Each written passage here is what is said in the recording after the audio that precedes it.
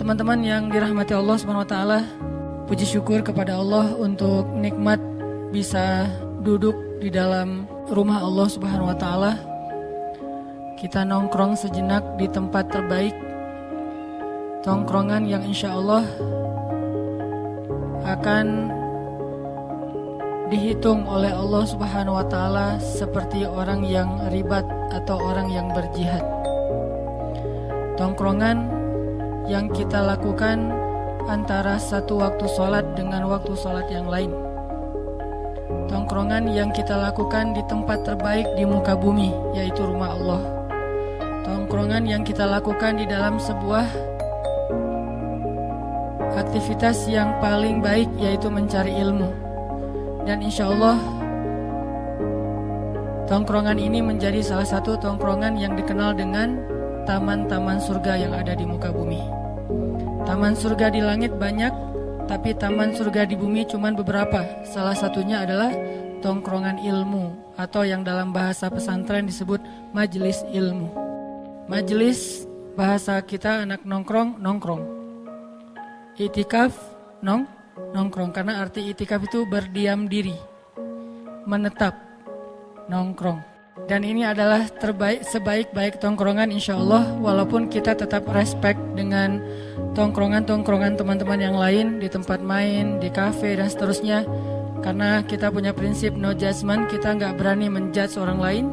Walaupun kita melihat secara zahir mungkin yang dia lakukan itu adalah sesuatu yang biasa aja, tapi siapa tahu ada hal yang kita nggak tahu, ternyata dia bernilai pahala di sisi Allah. Apa alasannya Ustadz? Dari yang mubah bisa jadi berpahala. Salah satunya adalah misalnya kita lagi ngajak teman kita buat sama-sama belajar agama, sama-sama belajar hijrah. Kita nggak boleh nunggu dia hanya di masjid, karena kalau udah di masjid nggak perlu diajak lagi kan. Kita yang harus ngedatengin dia, kita harus dekat sama dia, kita harus jalan dulu sama dia selama apa yang kita lakuin itu tidak melanggar syariat. Kita jalan sama dia tapi kita nggak minum. Kita main sama dia tapi kita nggak ninggalin sholat. Kita misalnya nongkrong sama dia tapi kita nggak membuka aurat dan seterusnya dan seterusnya. Kemudian pas lagi nongkrong kayak gitu, pelan-pelan kita ambil hatinya sampai akhirnya dia merasa nyaman karena dia tahu kita udah sering nongkrong di masjid. Akhirnya dia mulai nanya tentang masalah agama ke kita. Kalau menurut kamu yang udah sering belajar, ini boleh gak ya hukumnya?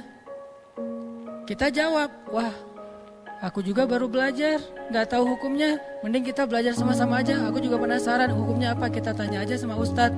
Kebenaran besok atau lusa atau nanti ada tuh taklim yang santai.